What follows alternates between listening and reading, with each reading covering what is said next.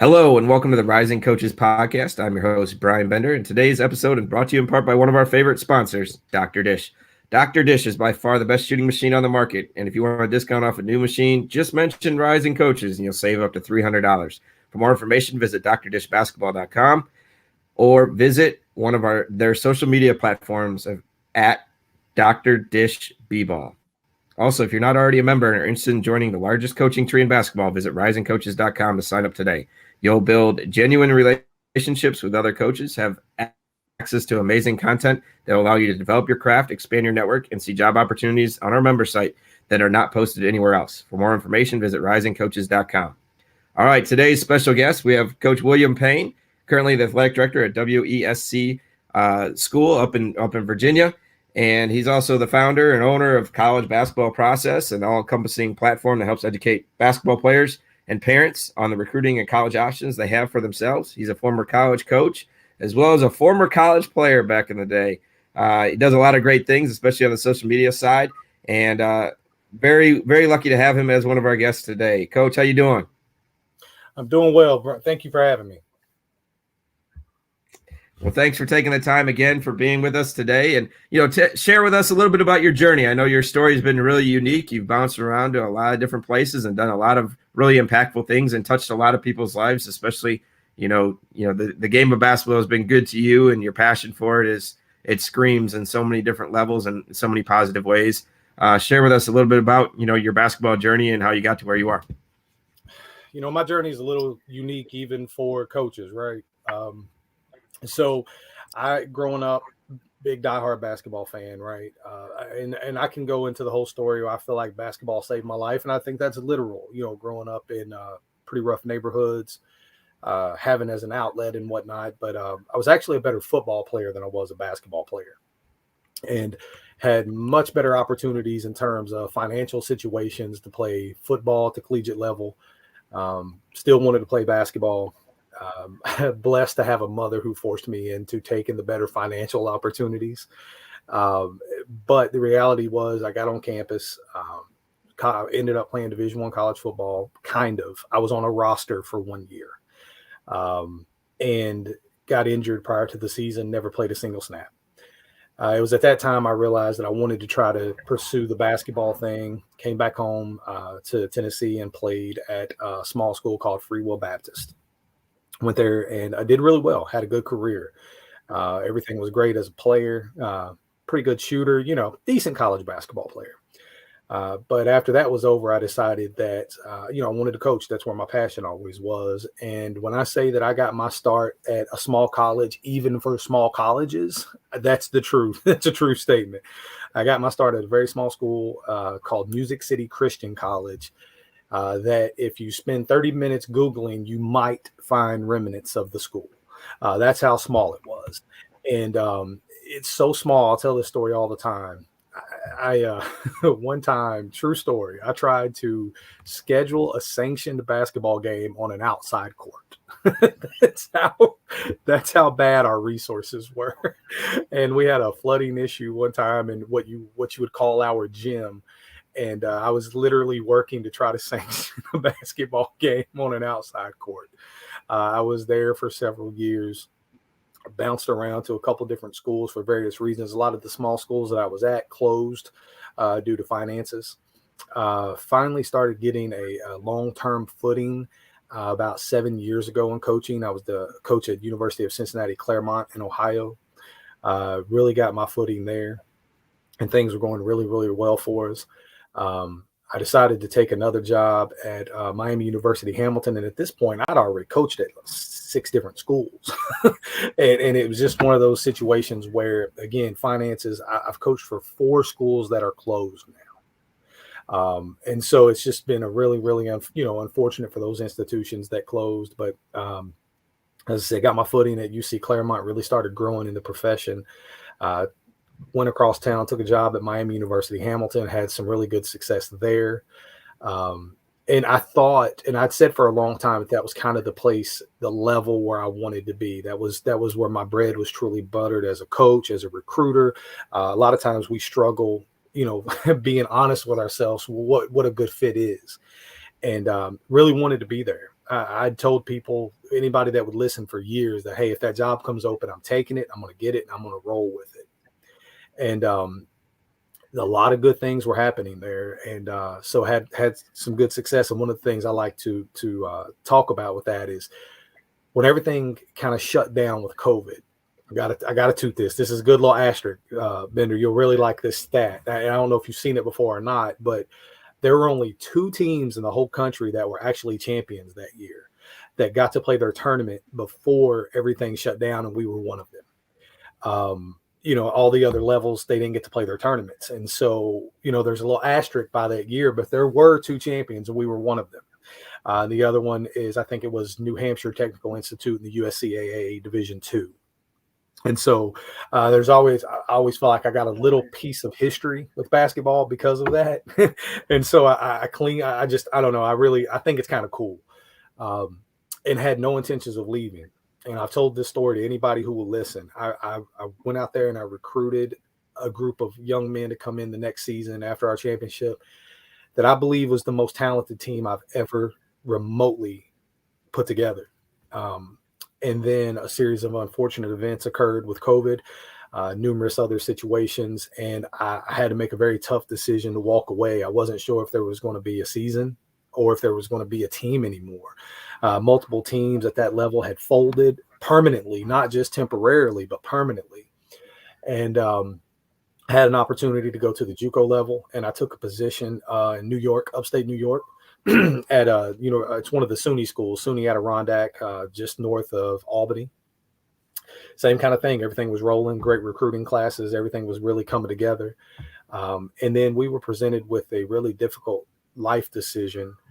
I have a very supportive wife who has followed me all across the country, different states, different levels, everything. And she was presented with a really good career opportunity that she didn't want to tell me about. She literally kept it from me and turned it down at first because of my love for basketball. And I really felt like SUNY was another place I could be at long term. And it was just something that once I found out about it, I had to support her. It was a life-changing opportunity from a career perspective. And it brought us to Virginia. And oddly enough, another short, brief stop in my coaching journey. So we came to Virginia. And I agreed to terms to be a coach at Richard Bland College, which is a Division I JUCO in Virginia, under Coach Andrew Lacey. Great coach. And very shortly after my accepting that, I was already kind of working behind the scenes to recruit, do some different things. Very shortly after that, we were told we could not live in that area. We had to move to another area of Virginia. And so I wasn't really sure what I was going to do from there, but came across this opportunity to be an athletic director. Excuse me. And decided that I think that would kind of allow me to take my career to another level and learn some facets about athletics that I'd never been involved with before. I'd kind of been a de facto athletic director at some of these smaller schools that I've been at. In fact, basically running and managing all aspects of, our team at least. And I was like, I need to kind of branch out and learn some of this other stuff. So I was presented with this opportunity, and here I am. So I'm an athletic director at WECS in Virginia, and I'm learning. It's been a grind. It's been a challenge. A lot of these sports that I thought I knew a lot about, I know nothing about, and it's been fun. It's allowed me to kind of get some of my fandom back, if you will. Because I always kind of look at athletic director position as being a school's number one fan to an extent. And so that's kind of what I'm doing. I'm learning these different sports and these different roles. It's just a lot of fun. And so that's where I am right now. I'm in this journey now about 4 months deep, and I'm not sinking, but I'm swimming. And so that my journey is a little unique. I don't know any other coach that's worked at 4 places that have closed, and not just temporarily, but permanently. And I it's been interesting. So it's taught me a lot. Yeah, definitely humbling experiences through it all. And, I've gotten to know you, especially over the last 4 or 5 years, especially over the Twitter space, especially over, your Twitter, your social media is phenomenal. If you don't follow him already, tweets by Coach P, definitely a must follow for anybody that's a fan of basketball or recruiting process, life advice, and anything that you put up there. And I you've get a done a lot of really good flack job over with that. Payne, but Hey, man. Hey, you do a great job on it. There's a lot of people that, utilize Twitter in different ways, and it's a wonderful platform, but also can work in reverse. But there's very few that, speak their mind, that do have accurate advice and stuff that you put up there, and you speak the truth, whether people want to hear it or not. There's a lot of things that you put up there, and you've helped a lot of kids. And, anytime that you've mentioned any of my guys or my Twitter specifically, my DMs get flooded with a bunch of different high school kids and different people trying to, reach out to me in different ways. And I appreciate that. And you help a lot of people through it. So tell us how, you kind of utilize your social media and a little bit about the brand. I know you've kind of dabbled in the college basketball process and what you're really trying to do with it. Share with us a little bit about those two spaces right there. yeah. So the Twitter account, it's crazy because I never envisioned it becoming what it was. It's really bizarre because I can go to basketball events now and I'm noticed by people, and that's something a small college coach usually doesn't experience, right? That's something usually that's reserved for the big boys in coaching. And I'd coached for years and never, I could go to a gym and nobody would even look at me twice unless I had a logo on my chest. And I've talked about the dynamics of going to games and wearing a shirt and how people treat you and things like that. It's fascinating to me. But now I can just go to an event and it's rare that at least one or two people don't come up and say, hey, I follow you on Twitter. Thank you for all your information. And I never in a million years envisioned it becoming what it has become. And in many ways, it's kind of become a life of its own. It's almost like its own entity now. And I just kind of manage it. It started, so that account started the year that I decided to leave UC Claremont. And I had taken an old Twitter account that I'd started like 3 or 4 years prior, and I had maybe 100 followers on. I never even tried to grow social media accounts. It was not really my thing. And what I was facing at that time, my oldest son, who was he was a stud in the state of Tennessee. We're originally from Tennessee. He was a major high school prospect in the state of Tennessee. Scored almost 1,000 points his senior year alone in high school. He led the entire city of Nashville in scoring as a senior. 6'5" wing player, just prototypical college player. And I was often getting a lot of questions. He ended up, I think, with 2 or 3 Division I offers. And I often got a lot of questions like, man, why does your son have all these different schools? And I was like, because you don't understand how the process works.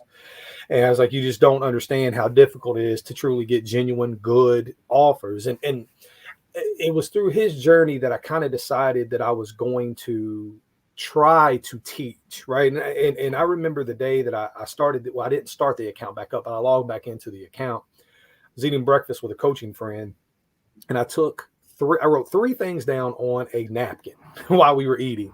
And I wanted to get that account to 500 Twitter followers. That was my goal. I wanted 500 followers on that account.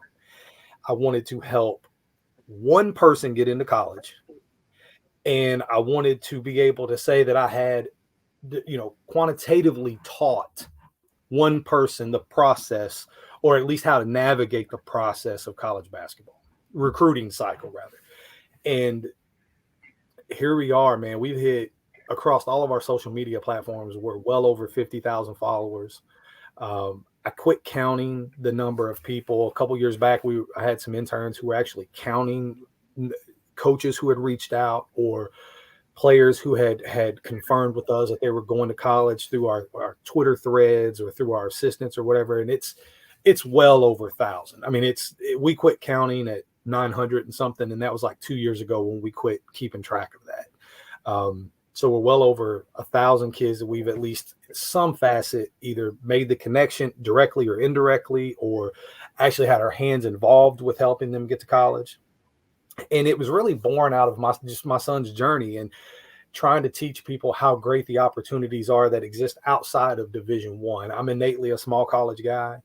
I never wanted my son to go to a Division I college. I didn't feel like he had the entire package of a Division I player. I felt like he was a Division I athletic student athlete, but I felt like he needed a much smaller environment to succeed academically. And I just kind of used his journey as a way to teach people that it's not as simple as you think, teach them about the different opportunities, teach them about the process as a whole. And it just started taking off. And I don't even remember what happened. I literally went to bed one night. It was so odd. My wife and I was during our anniversary time, and we were going out of town for a trip. I went to bed the night before the trip. The next morning, I'd gained like 800 followers. And I'm not joking. Like overnight, I'd gained like 800 followers. And I woke up the next day and I was like, what in the world is going on here? And, I was talking to different coaches, different levels, and they're like, man, you need to keep pushing this. You need to keep pushing this. It's going to be really, really good if you keep doing it. And I made a decision to, kind of talk the truth. And a lot of people don't like that. And I understand it. I do understand that perspective as well. But I made a decision to really teach the truth about college basketball, really teach some of the insider stuff that a lot of people don't want to talk about. And it's just worked out extremely well. And in that, we've gotten a website that we used to have. We've gotten kind of spin-off services that we've done. Twitter Spaces is now a huge thing that we're doing, where each week a really, really good friend of mine named Chadwick Hickson, who is a high school coach, former All-American at the JUCO level. He's also runs a really successful AAU program in Atlanta. He comes on and we do these things. He's an academic advisor also at Emory University. He comes on and we pick a topic each week and we kind of run with it to teach the people on that show that week, something about that topic. And then we do Q&As, and those things have gotten really, really successful. And there's a lot of stuff in the works right now, possibly a podcast spin-off and all kinds of stuff. And it's just really taken on a life of its own, to a point where sometimes I don't even know how to manage it successfully.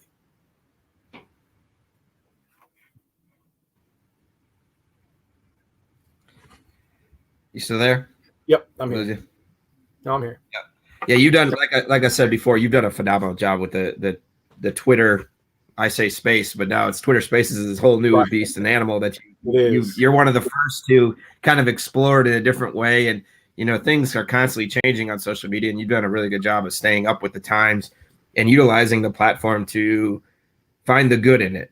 There's so much negative that goes into social media, and the quote unquote haters or the negativity that comes with what's going on there. And like you said, people don't understand the whole journey. They just see the outcome, whether it's good, bad, ugly, negative, positive, glorious, whatever and that what is. Right. That's what they see. The outcome they see on major television. Yep. And what we emphasize in our lives, and you even mentioned like 800 in a day was crazy and kind of like an accomplishment, but we prioritize likes and retweets and popularity rather than what the name of is within your business, of that process, being present, being able to focus on what you need to do every single day and build those habits and different things. And that's part of your teaching points within it of, hey, even though you may not be quote unquote noticed, you got to keep working. You got to continue to focus on what you need to do. You got to keep the right attitude. You got to keep that hope alive and be passionate about it. And eventually, your behaviors are going to come before your success.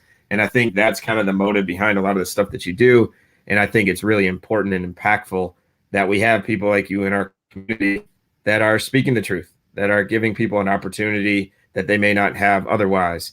And, you're educating along the ways as well. So I think all that stuff is very important. You've done it. I think what really took us to a next level, and I've had a couple coaches and a couple people in the basketball world reach out and say, hey, I'm pretty sure you're the person who started this. And that's irrelevant to me. I don't care if I started this or not, but I guess it was about 2.5 years ago now. I was out to dinner with my wife, and I had a parent DM me, and she's a mother of 6 kids, and the husband had passed like 7-8 years prior. She worked 2 jobs. She had a son who she felt like was really, really good. She had played high school basketball, and she said, I can't afford to put him on a travel team. I've tried. Everybody wants, hundreds and hundreds of dollars. And I was sitting there at dinner that night, and it really ate away at me. And I was like, how can I do something to try to get these young people seen by, a myriad of coaches? What can I do? And that's when I kind of came up with the idea of the Twitter threads that I do. I was sitting there and kind of bouncing ideas off of my wife and just figuring out, I was like, let me just try it. And it just kind of came to my mind. I was like, I can put his stuff out there, and that's great. But just putting one person out there, coaches are able to quickly just kind of scroll through that, right? They see guard. Well, I don't need a guard. So they scroll through that. And it kind of brainstormed, and I thought to myself, well, if I do a thread, they don't know what's in there. So they got to stop and look, right? It's going to get their attention more because it's almost like a digital version of an exposure tournament, if you will. And I was like, okay, let me do a thread where I don't distinguish each individual player, and coaches have this resource in their pocket. It's not something that they have to pay for. It's not a recruiting service or scouting service that they have to pay out of their pocket for. So they're more likely to go through it. And they're more likely to go through in hopes of finding something that they're looking for versus me just tweeting out this one player and that automatically being not what they want. So they're able to scroll through quicker. And so that kind of gave birth to the Twitter threads that I do, and the story behind that, because she needed the help. And thankfully, he ended up playing at an NAI school. It's one of the best stories. I love that story. But so that kind of gave birth. And that's when I think the Twitter threads really kind of took it to another level. I think it was good before that, but I think the Twitter threads completely set it apart from anything else that's out there. And now everybody's doing it, and I love it, because I feel like I've made an impact on basketball in some way.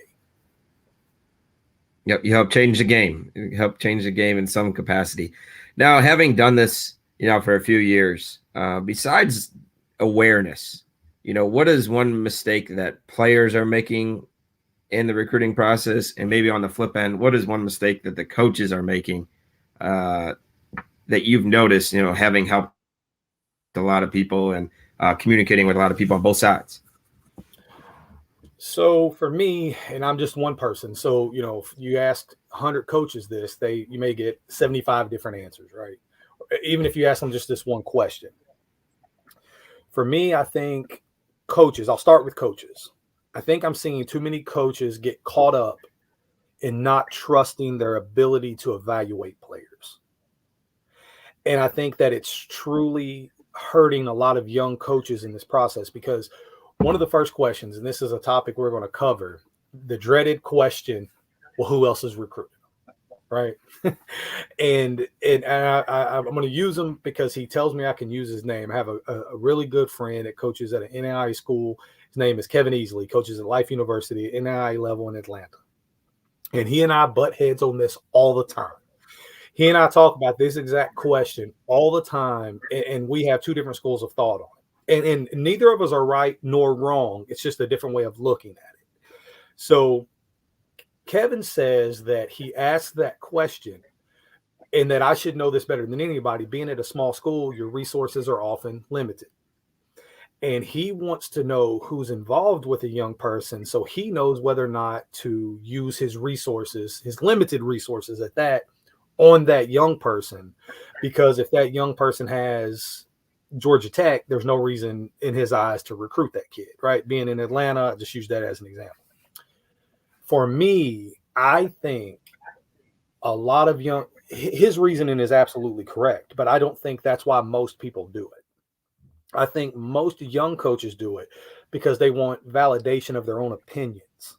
They want to see, hey, are others seeing in this kid what I see in this young person? And so they ask that question. And then if they get nothing if they don't get an answer in return, they move on from that young person. And I know that's happening because I talk to young coaches all the time that are telling me they do it. And they're like, well, I'm afraid to go back to my head coach and say, hey, look at X kid because nobody else likes him. And I'm like, but finding a diamond in the rough makes you look good also. So I get it. I mean, it's a double-edged sword. I get it. But I think too few young coaches are trusting their own ability to evaluate talent. And I think that's a huge recruiting issue I'm seeing right now. And then on the player side, this is oversimplifying things, but I think it's just listening to too many people. There's too many people offering advice, too many people offering guidance, and young people are torn in so many different directions. And there's a great example right now. A good friend of mine who coaches AAU has a young person who has one NAI offer, one offer. This lady's a senior, and it's a decent, solid offer. Yet his high school coach, his father, and multiple advisors are telling him to wait. Don't commit. And verbatim, I've seen the screenshots. Verbatim, he's being told D1s are coming, right? And I've went back and I've counted the exposure tournaments this young man has played in, the opportunities he has been seen directly by Division I coaches. And I think young people have too many people pulling them in too many different directions that they don't know who to listen to and they don't know who to trust in the process. And I think one of the worst things that's happening now is people are using extreme outliers as examples of why you should wait or how it can work, right? And an extreme outlier does nothing but actually prove the rule. It doesn't prove the exception. So when you're using extreme outliers, all you're actually doing is supporting the actual rule. And that's probably the biggest issue I think young people are facing. You know, some people will say it's unrealistic expectations, but I think it all comes back to what they're being told, what they're being shown. And so I think that's probably the biggest issue for the coaches, at least young coaches, and the biggest issue for players right now. For sure. And I'm, you know, a victim, and I'm also an advocate on both sides of what you kind of talked about. You know, I asked 3 valuable questions in recruiting. You know, hey, who is helping you with your decision? That's number one. So that kind of goes into your second part where, hey, is it a coach? Is it a AU guy? Is it a trainer? Is it a grandma? Is it a teacher? You know, whatever it is that's involved with them. And those are the only people that I recruit. And so sometimes, you know, there'll be random people that come in at the end. And you're like, who is this person involved? But I feel like because I asked the question early and I understand and I listen, I really target those people that they mentioned. Now, I may play the game with a couple other people within that circle that may not be as important, but if they say, hey, it's my mom and my sister, well, guess who I'm spending the most time recruiting when I go and see them and do different things like that. And I think that's what helps. And hopefully that's who they trust at the end of the day, the people that are closest to them. I do ask the question of, you know, what are you looking for in a school? And with that is when are you looking to make your decision, especially at my level, because, hey, you know, I'm recruiting in the junior college league in Mississippi. Well, there's 15 other JUCOs. Some are visiting kids. The second they want to come on a visit, I try and visit them within like a week or 2 window when you're going to make your decision. Problem with that sometimes is it backfires and they make a decision too quickly or they change their date. And so our timing of it's very hard. But what are you looking for in a school? You listen and you see where we fit into that. We may not even fit. And if we're not going to fit, then it's something where we got to get out, or, you know, it's something where, hey, I really fit what you're looking for. And we're, you know, show them what that looks like. I do ask the question who else is recruiting you, because the timing is has to do with it. I'm not really looking for validation, because if I offer a kid in our league or in our state, usually it becomes 6 or 7 overnight for that kid in the next week, because if you're one of the better programs and evaluators, it's gonna, you know, they're gonna have a lot of offers. And I think that's also, I think that's something that a lot of coaches, you know, and again, I understand Kevin's perspective, because you know, it's the same perspective you have, right? You got to know what you're up against. But I think for me, that shouldn't be the first question you ask when you are recruiting a young person, right? And I think, I'm more so targeting young coaches with this. And by young, I mean first year or 2 in the business. And I'm getting a lot of questions with that recently. There's been a couple of the Twitter spaces that I've done where young coaches are asking that question, and it's really dominating the conversation. And I don't know if it's just that, you know, they're working for coaches that are maybe on hot seat or things haven't went well, but it seems to be a major thing where these young people are like, I have to present this to my head coach in a specific way. And I don't think anything's better than your gut instinct. You know, if you see a young person and everything fits, then I say recruit that person. And then, so, yeah, I've never recruited a person ever, a young person, where I didn't ask them who was recruiting them. but it was rarely, if ever, what I led with. And I find that that's often the case now. I get a lot of screenshots, parents asking me how to handle an interaction. Hey, X coach just text us or DM does, and this was it. And it's almost always near the top, and it's almost always with young coaches. So that's just something I find, and it's also you have to learn over time what that's like to trust your eyes, right? I mean, you and I can see why that's a struggle for young coaches, because you can also get kind of enamored with players, and you see things, and maybe you don't have the experience to trust your eyes at that point. And I get that aspect of it as well. So there's a lot of moving parts to that make that alone kind of a unique issue. But I think it comes with experience as well. For sure. Yeah. All good points and great stuff to note and think about. So now that you're an athletic director and you've dabbled a lot in coaching, what kind of stuff have you learned as an AD that you wish you could have told yourself when you were a head coach? like, what is it, something that, as a head coach myself, like I'm very close with my AD, and he was a former basketball coach as well at our institution. He's been really good to me, and I love the guy. What are some things that they're thinking that we aren't aware of that now that you may not have experienced otherwise, regardless of what level it's at or what you're doing? And you talked a little bit about swimming and all the different experiences you've had. The one thing that I would like, it's more so what I would like coaches to know about their ADs, is that we're spread so thin. I mean, there's just so much that's going on, and our school runs more like a small private college, in that we have more sports at this high school than any college I've ever been at. And so a lot in the small college world, it's often men, women's basketball, volleyball, softball, baseball, maybe soccer, right? 4 sports. And that's oftentimes that's it.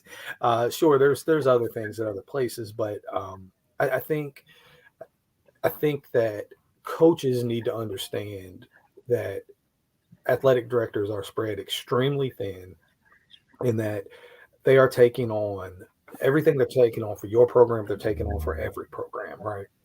And there were times where I would think to myself, man, we're the men's basketball program, and we deserve this and we deserve that. And in the small college world, nobody's coming to watch the baseball games, and we're at least getting 400 people in here, and that's generating $2,000 at the door, and we should get this and we should get that. And it just you get frustrated sometimes, but there's so much that goes into being an athletic director, and managing schedules, and the financial side of it, and trying to grow a program as a whole. And the reality is everybody benefits when the entire athletic program is growing. And I never really took that into consideration. I always looked at it like, hey, let me lead our program by being a good basketball team, because we're the one that's going to get attention, and we're the ones that's going to. But the reality is men's basketball teams only bringing in 15 people, give or take, when a lot of these women's sports are bringing in double that. And so I look at it now from, and this is all non-revenue driven, right? Because you're not making a lot of money at these places. So it's really taught me to be fair in a way that I never knew I could. It's really taught me, it's something, I'm gonna give you kind of probably an unexpected answer here. It's brought back some of the fun for me in athletics. I mentioned being able to be a fan again. And one of the things that I think people don't realize with coaching, we lose our fandom in a lot of ways. If you grow up as, I grew up a huge Memphis Tigers fan. Well, not only was I a fan of the schools my son was playing for, I had to worry about my own team. There's only so much energy you have to give to sports outside of your job and your family. And being an athletic director has taught me to sit back and enjoy the sport, the fun behind the sport, the intricacies of the different sports. We talk about athleticism. Oh, this recruit's athletic. You want to see somebody that's athletic, you come watch one of these swimmers, right? I mean, just true athleticism, and it's taught me to enjoy the sports more than I had in a very, very long time. Almost childlike enjoyment for me, and just sheer excitement watching these young people compete and win, and the pain of the loss. And it's some of the things that I had lost sight of as a coach in the moment. And you know this as well as anybody. You win a game, you're never happy, right? I mean, you immediately got to start focusing on the next one, right? Well, okay, this is great, but you know what's next, and it's kind of allowed me to step back and enjoy the moment more, and understand everything that goes into it as a program versus just the specifics that come in being a basketball coach. Yeah, those constant reminders. Reminders are only good before they're needed. And you talk a little bit about, again, being present, being aware of what's going on around you, bringing back the purity of being a coach or a parent of what sports is really supposed to be about, and bringing back your why and your purpose behind what you're doing. We need to be reminded of that, because we do get caught up in all the negativity, especially in the college rat race. That you concentrate so much on the negative parts. Our best days, are phenomenal, but our worst days are still better than a lot of people's best days. And we got to remember that when we're in athletics, when we're in coaching, and what we're doing and how we're impacting others and impacting lives, and doing that type of stuff. You mentioned in your last, go ahead. I don't want you to lose your question, but I'm changing my answer to something you asked me earlier. And you asked me what the biggest mistake or issue in recruiting and all that, right? On the coach and the player side. I'm changing my player's answer. For me, parents and players have almost completely stopped enjoying the high school journey because they're so focused on the potential of playing in college. And I think that's the biggest mistake that people are making now. I get DMs about getting 8th graders exposure and what tournaments they need to go to. And I think everybody needs to stop and remember you only get about 100 opportunities to play a game in high school. And so many people are focused on the next step that they're not taking the time to enjoy their journey in high school, because I argue high school is the best time ever. The bus rides, the camaraderie, those are the people, I think a great example of this is LeBron James, right? His whole inner circle are guys he went to high school with for the most part. And those guys are going to be the guys you build lifetime, relationships. And it's just, I think so many people are focusing on a college journey that may or may not ever even come, that they're not enjoying the moment in high school. Sorry to go back, but I think that's kind of a big issue. And no, I think that it's a really valid point of, enjoy your day. You can't change the past. You can only influence the future about what you do today. You can't live in the future. You can't live in the past. You got to continue to be present where your feet are, what you're doing, what you're looking for. Obviously, it's important to have goals and motives and, ambitions of what you're trying to do. And you always got to be a few steps ahead in terms of preparation. But yeah, you forget to live in what you're doing. All of a sudden, you're going to look back and be like, well, I didn't enjoy all the really cool things that I did in my life and what I've had the opportunity of doing. So throughout this podcast, you've mentioned a few times, you can obviously tell that you're a big family guy. You have, the core value of who you are and, your moves. And you talked about your wife, and you talked about, your son. On your Twitter handle, you have the puzzle piece. The puzzle piece is kind of is a symbolism of autism and autism awareness. And that's big in college basketball, having an autism awareness night. Tell us a little bit about how that's impacted your life and what you've kind of learned. I know your daughter has autism. So talk a little bit about that. And, as a coach, how has that impacted how you coach and do different things? So no one in my life has ever taught me more than my child that's on the spectrum. No one, no professor, no basketball coach, not any of my other children. It has totally changed my entire outlook on my life. And it's my son, by the way. He's 7. He's getting ready to be 8.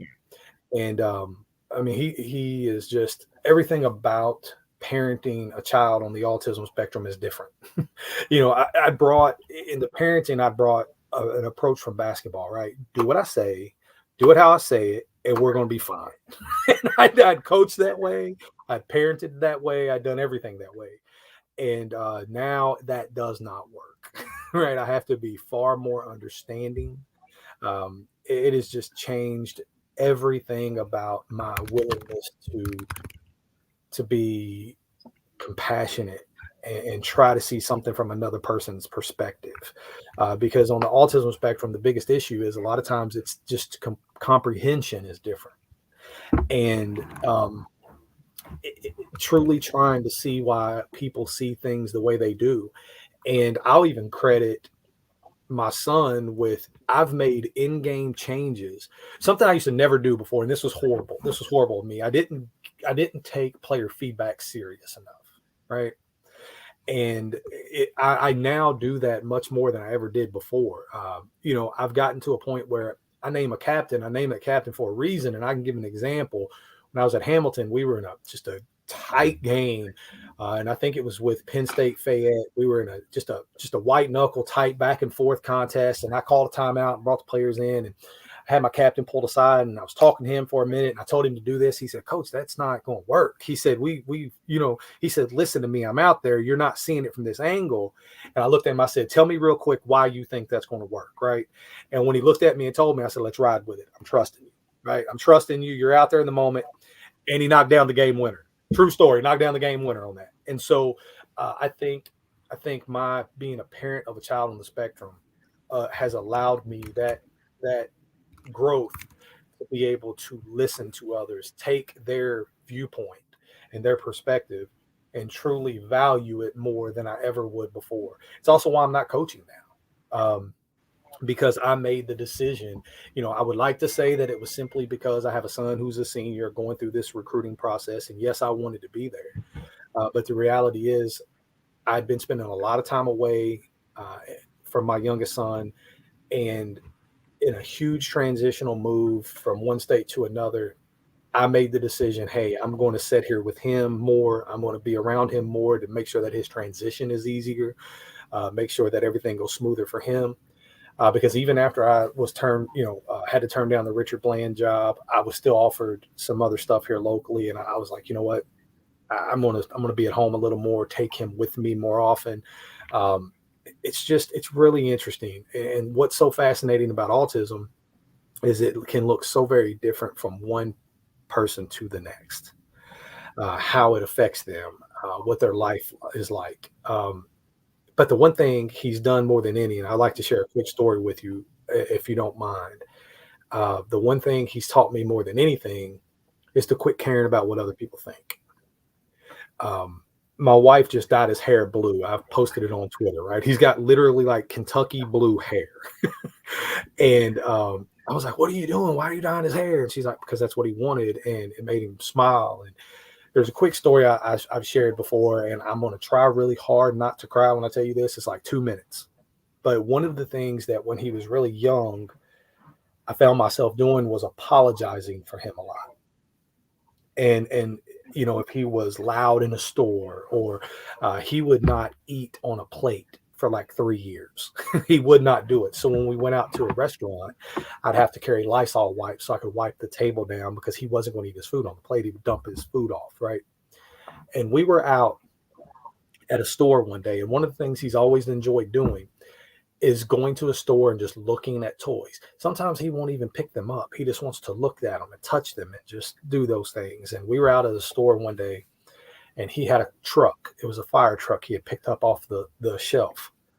And he was rolling the fire truck just back and forth. And he was on his knees. And I used to be really self-conscious of that. I was like, wow, he's on his knees in a store and his knees are getting all dirty. And, my way of thinking was very distorted. And so he was rolling this fire truck back and forth, and it got away from him. And it rolled out because we were in the toy aisle, it rolled out into the main aisle that walks by the toys. And this young guy was walking by, and the guy tripped on it and almost fell. And I immediately just went into, fix mode, right? I'm like, oh my God, I'm so sorry. And I was so focused on that guy that I never really took the time to see how these things was affecting my son.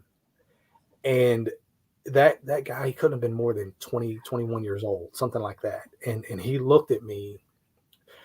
It's just one of the most powerful things anybody's ever said to me. So he looked at my son, he looked at me, and he said, "Man, it's okay." He said, "There's a lot of things in this world to be mad about. Your son playing with a truck will never be one of them." And I'm just like, I mean, I got chills right now just telling the story. And it just, that young man who I saw for 30 seconds impacted my life more than he'll ever know. And it allowed me to be able to have fun, enjoy the moment, not get so worried about everything, not get so worked up about everything, not care what other people think about my son's blue hair, right? Um, and it has affected me in a positive way in almost every aspect of my life. The thing really challenging about autism is a lot of disabilities are visible, and autism is not one of those. Um, and hence why there's often bracelets for, you know, first responders to know the type of person they're dealing with and things like that. But it was just really powerful for me the way he looked at me, and then he just, you know, he got down and he rolled the truck back to my son. And, you know, when I looked at my son, he had this look of almost fear on his face, and I was like, man, what kind of energy am I passing on to him every time I do this when he makes the smallest little mistake, right? And so it totally changed my outlook on everything I do, and that even added even more into my removing a filter in the things that I say, right? And I tell young people this all the time: don't let basketball drive the bus, right? You know, get a degree, get these things for a myriad of reasons. For me, I did it because I got a really good degree because I never wanted someone to have the power to take away my message, right? Well, you don't get to speak anymore because I'm not going to hire you, or I'm not going to keep you as a coach because of what you're saying. Okay, that's fine. I can still provide for my family without basketball, right?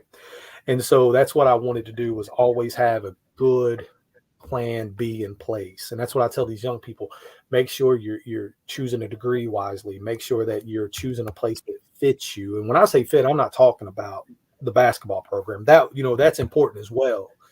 But I say a social fit at the institution. I say a social fit with the team, a social fit with the coach, and work for a bigger goal. Because the reality is, while you may make money from basketball, basketball is probably not going to be what makes your living. And so that's one of the messages I have, and I'm glad you let me share that, because that's a really important story of my life, actually. Yeah, it's extremely special to hear. You know, perspective is everything. You know, how we view things and how we want to view things, and you know, we all see things in different ways. But the ability, you know, especially as a leader or a coach or a parent, to have empathy and being able to jump into other people's bodies and understand how they feel is like a dynamic life skill that you can't just create. And it takes time, No, and it takes patience, and it takes understanding what's going on. But it's an unbelievable skill to do it. sure. You talked about reacting kind of versus responding. You know, you wanted to react, you know, in a certain way. Well, we can't react to everything because, Right. you know, other people are watching, and you're learning, you know, what you do impacts other people around you. And so being able to respond the right way, you know, the right way, there's not necessarily a right or wrong way, but in better ways, and modeling the way as a human being of, you know, what is important, you know, bringing us back to perspective, you know, full encompassing circle is really special story. And thank you for sharing that. And, you know, thank everybody for listening as well, because, you know, it is important for us to take a step back and realize, hey, what is really important in this world? And, you know, what is really important in coaching? Why are we doing what we're doing? Why is, you know, as a parent, you know, I thought I cared as an assistant, then I became a head coach. I thought I cared as a head coach, and I became a parent. And you just, Yeah. your value of care, and no one's going to care about anything as much as you do in your eyes, you know, whether it's as an parent or as your program, or what you believe in. So it's important to reminded of those things again. Um, is there anything else that you'd like to share? You know, you have this platform here. I know you've been really good to Rising Coaches and said some nice things about us. You know, anything that you want to share, or any questions that you wish I would have asked that I haven't? No, I mean, for me, I love what Rising Coaches is doing. I think the platform that they're providing is amazing. Um, so few people, you know, I ran a poll question recently about how'd you get your first job, right? Was it from somebody you knew, or what, right? And the reality is, basketball, sports in general, is all about relationships. You hear these things all the time, but the reason you hear them all the time is because they're true.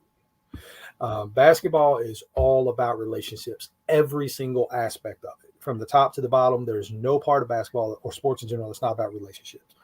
And what Rising Coaches, I think, is doing is providing a true platform to not only create those relationships, then cultivate those relationships. And so just by doing these kind of things, by having, I love that idea, the phrase that you guys are using, or that the largest coaching tree or whatever.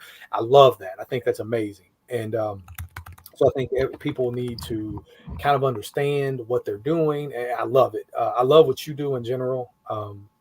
Something I've noticed that a lot of coaches don't like to do, and it's, hey, I got this. I can do this on my own, right? I got this. I don't need any help. I got this. Sometimes we fall into that.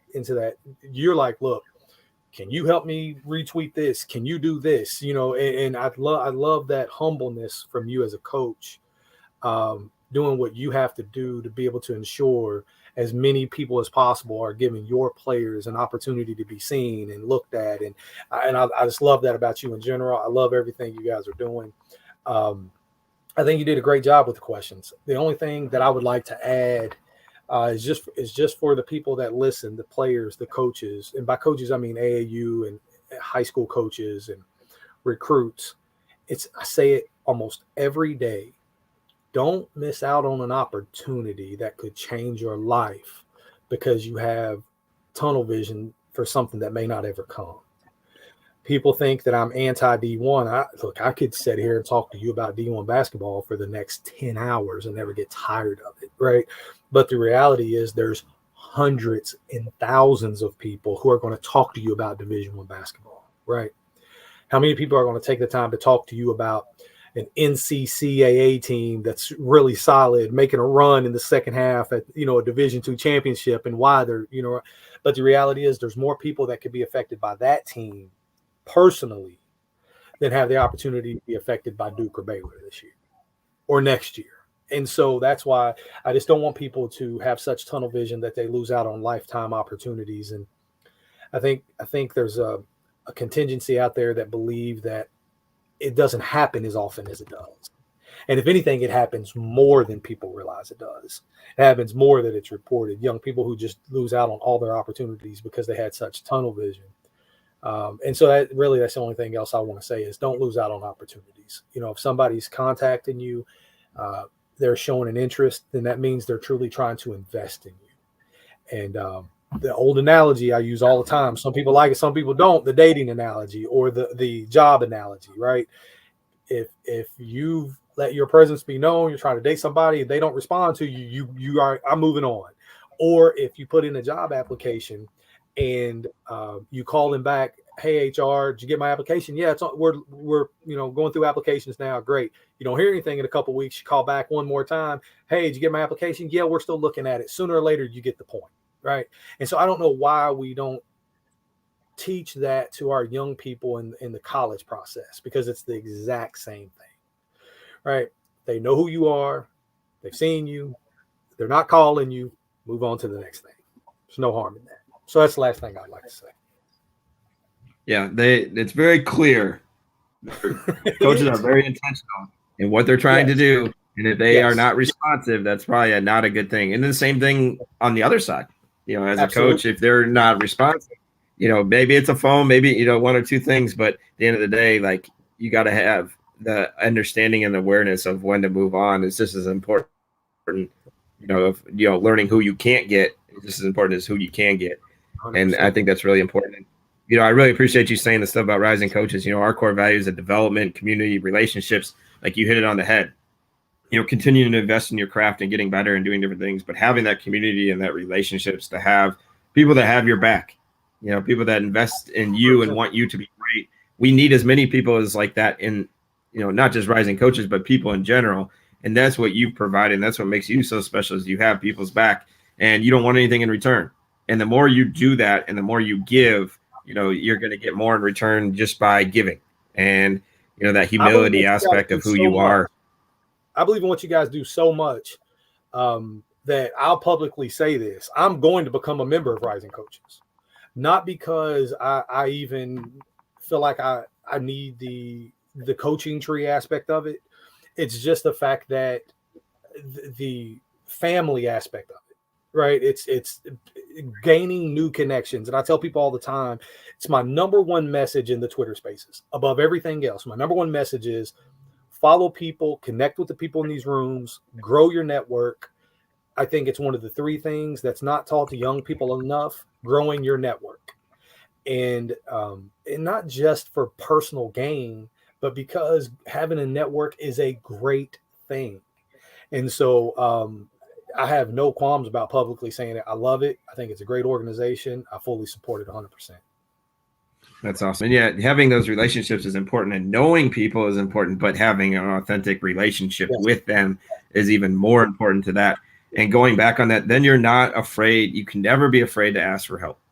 Like asking for help is a strength. It's not a weakness. And I think that's, kind of brings everything that we've talked about through this whole podcast of bringing it full circle is, hey, don't be afraid to ask for help. Ask the right questions, connect with the right people that are about the right things. And at the end of the day, like, it's still your life. It's what's important to you, and you can't care what other people think. And if you do those types of things and remember, humility is the way, just keep doing the right things. And I think you were talking about it the other night of, hey, people are going to notice, and you're going to attract the right people if you continue to be you and continue to, know who you are as a person and don't change for other people. Figure out what your identity is as a coach, as a person, as a man, as a parent, whatever it is, and you don't be afraid to change. But at the same time, just keep being you, and that should be enough. And you're going to attract the right people that are going to have your back and support you and love on you and care. 100%. I agree, man. So, thanks again for your time, No problem. and look forward to seeing you